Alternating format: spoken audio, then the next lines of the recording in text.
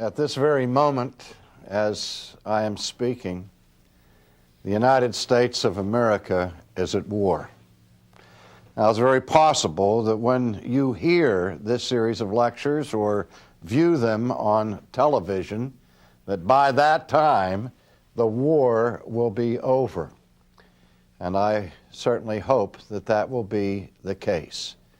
But we have been told by the President of the United States in these days that we should anticipate a long and protracted effort as we are engaged in an unusual kind of warfare. We've been told over and over that the United States is not involved in a conventional war against a particular nation or against a particular ethnic group, nor against a particular religion and the adherents of such a religion, but rather this has been defined as a war on terrorism.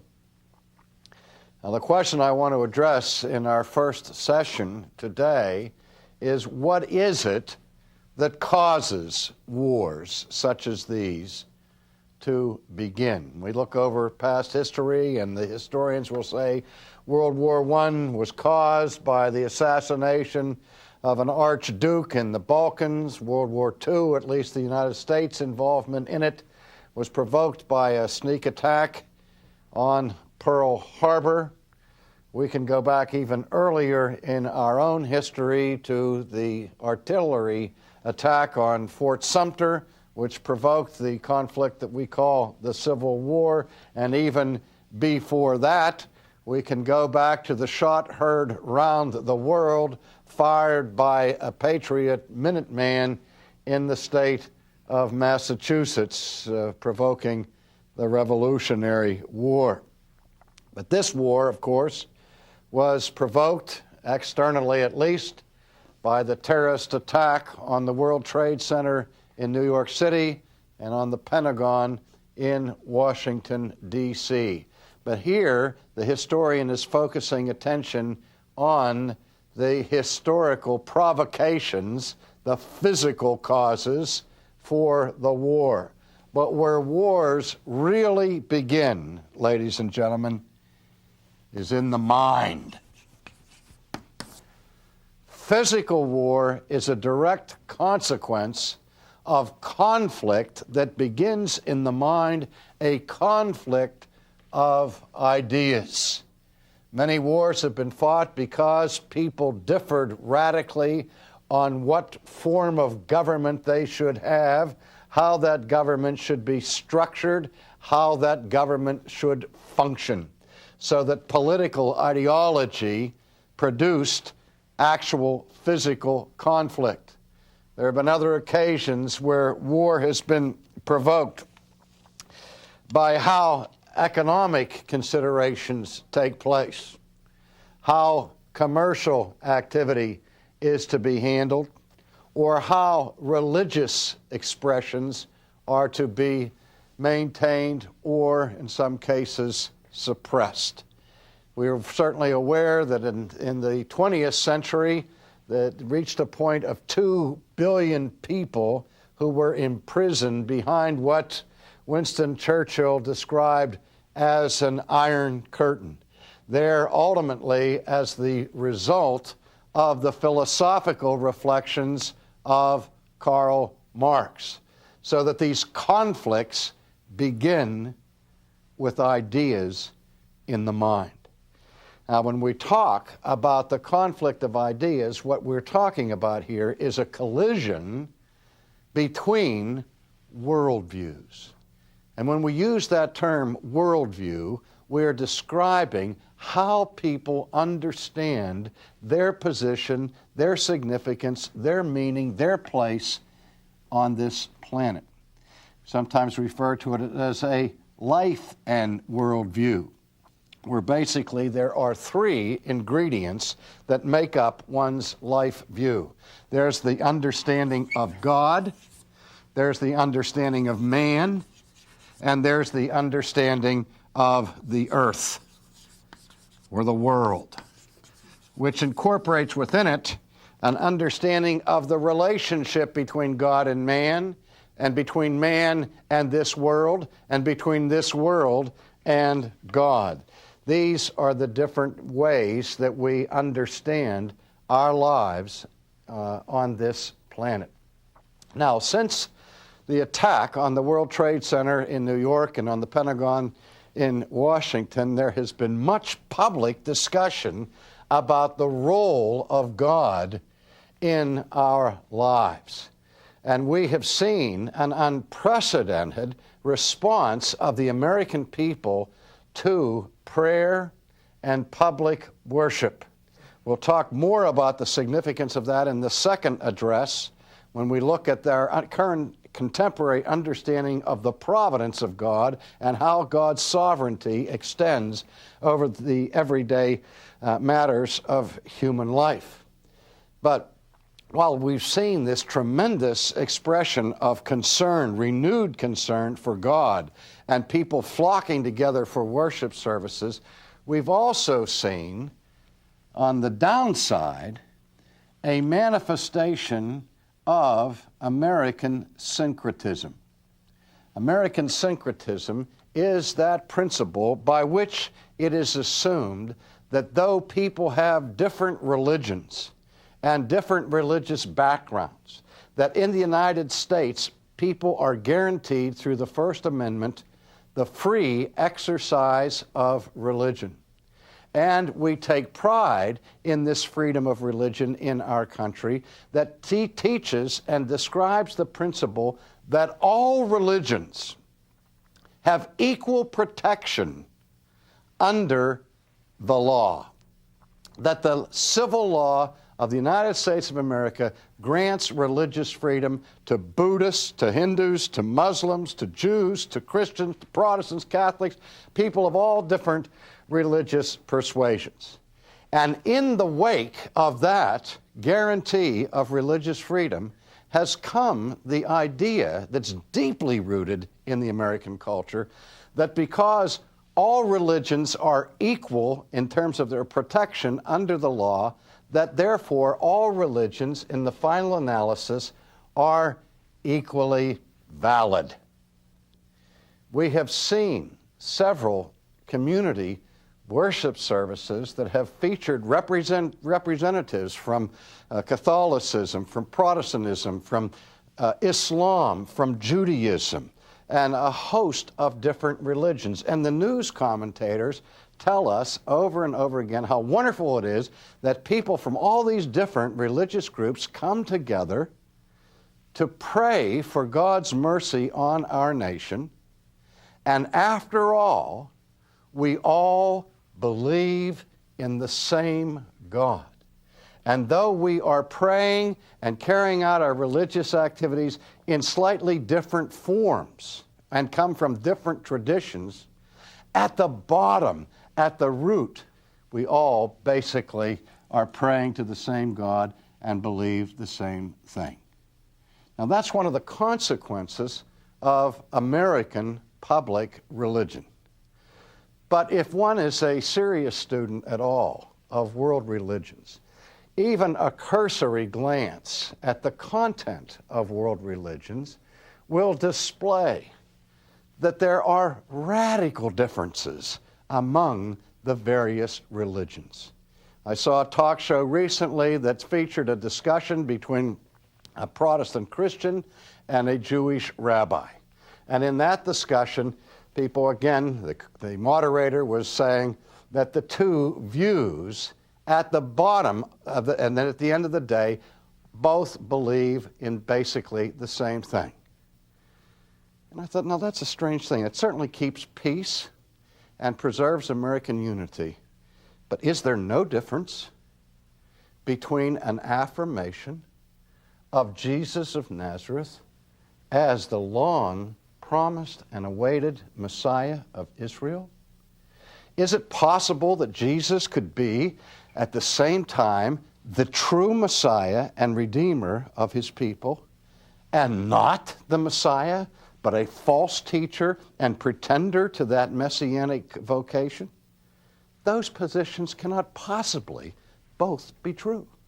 They cannot possibly be reconciled one with another. The only way we can say that Judaism and Christianity at root are the same is if we completely ignore the central position of Jesus to the Christian faith, where the first affirmation of Christianity is the affirmation that Jesus is the Christ.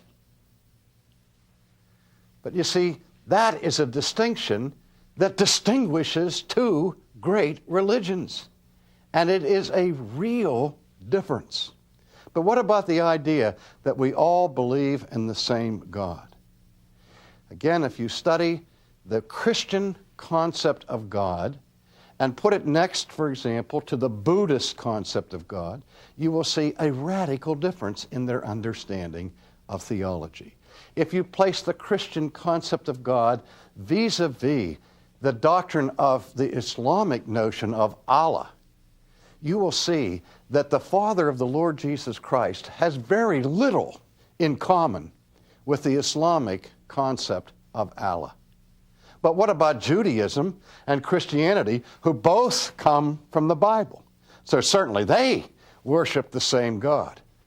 No, they don't. This was indeed the dispute that Jesus had with the Jewish authorities of his own day. Ladies and gentlemen, again, at the heart of the Christian life and worldview is a concept of God by which, essential to Christianity, is the idea that God is triune. And if there's anything that classical Judaism categorically rejects, it is any idea of Trinity. So how could a thinking person say that we worship the same God, when in fact our understanding of God is on a collision course? And how you understand God is the most crucial ingredient and element of how you understand man and how you understand the world. So what I'm saying is the most significant element to the construction of a life view, a life and worldview, is your understanding of the nature of God. Now again, let me repeat this, because what I'm saying swims against the strong tide of public opinion. What I'm saying here is radically, politically incorrect, because American civil religion teaches as its central axiom that all religions are the same and that everybody's worshiping the same God. And what Christianity is saying, no, we do not worship the same God. There is a radical difference among the various competing views of religion. Now step back for a moment to the pages of the Old Testament. Consider the experience of the people of Israel, who entered into a special covenant relationship to their God, Yahweh, who embraced monotheism. And yet wherever they were engaged with their neighbors, they were constantly being involved in this problem of syncretism. That is, where they would borrow elements from the pagan religions that surrounded them. And in so doing, they were violating the first commandment that God gave to Israel through Moses, which first commandment said what? Thou shalt have no other gods before me. Now, nothing is more un-American than to have an exclusive understanding of God. And yet nothing is more fundamental than the biblical concept of monotheism, than the exclusivity of the God of heaven and earth. Can you imagine the prophet Elijah engaging in a contest with the priests of Baal, and after that great contest at Mount Carmel, giving an interview to the media who were there watching this contest between the priests of Baal and Elijah representing the nation of Israel, and Elijah speaking into a microphone saying, well, you know, at the end of the day, I and the prophets of Baal, really are worshiping the same God. We really believe in the same God. We do it differently. Our religious activity is not the same. There are elements in the religion of Baal that are different from the elements of the religion of Israel, and certainly the God of Israel doesn't mind. In fact, he's honored when we celebrate our unity of religion. Can you imagine anything more foreign to the teaching of sacred Scripture than that? In fact, it has been said by biblical scholars that the greatest weakness that led to the destruction of the Jewish nation in the Old Testament was not a military weakness, but a theological weakness. Again, what got the people of Israel in trouble with God over and over and over again was their blending and mixing the faith that God had delivered with pagan religions. Indeed, if we look at the book of Romans that Paul wrote in the very first chapter, we see that the primordial sin that defines all subsequent human sin is the human penchant for idolatry, for distorting the concept of God. And that is true not only in pagan religion, but Christians can be guilty of idolatry when they distort the biblical revelation of the character of God. So we cannot assume at the outset of the construction of a life and worldview that everybody believes in the same God, because they don't. In fact, there are few, according to the Scriptures, that have a sound and biblical understanding of the character of God. And my question for me is not, does everybody else in the world follow the true God, but do I? Am I consistent in my thinking and in my living with the God who is? Well, again, as I said, how we understand God has a profound impact on how we understand ourselves. If it's true, as Judeo-Christianity asserts, that we are created in the image of God, if we have an incorrect understanding of the archetype, we will therefore consequently misunderstand and distort the type that is based upon it. And so if we don't know who God is, how can we know what it means to be in His image? And one of the things that I'm grateful for as a consequence of the tragedy that has befallen the United States in the radical attack against our culture is what I'm seeing on television. As I stated the very first day of this tragedy, on September 11th, the year 2001, when I watched those buildings implode, I said, right there marks in American history the end of moral relativism. This is a death blow to relativism, because the response of Americans and the response of people all over the world after looking at this heinous attack on human life, the response is this is evil, and everybody knows it. Just recently, I saw that same affirmation made by a national news service where they put a bulletin on a headline bulletin on the screen during their newscast saying, the end of moral relativism. And so I hope people will remember that, because you can't have such a shocking encounter of pure evil and walk away saying, well, it's a relative thing. Here you see the absolute wickedness of this kind of assault on human life. But in addition to that assault, we also saw, with the implosion of those buildings, the practical end of macroevolution as a defining theory for the human species. Who really believes that man is a grown-up germ? Who really believes anymore that we are nothing but cosmic accidents emerging fortuitously from the slime and destined to annihilation? If you really believe that, when you see pictures of thousands of people destroyed by an act of violence and terrorism, it should make you yawn.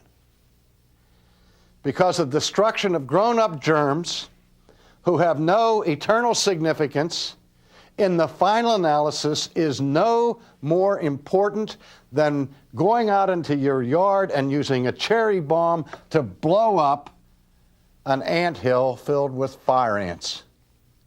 But every human being in America knows that he's not a fire ant. Every person on this planet knows that he is not a germ. We all know that human life is sacred and that human life is meaningful, which it could not be if there were no purpose for human existence. And beloved, we all know what Dostoevsky understood, that if God does not exist, then there is no purpose to human existence. That we would be, as John Paul Sartre said, nothing more than a useless passion if God does not exist.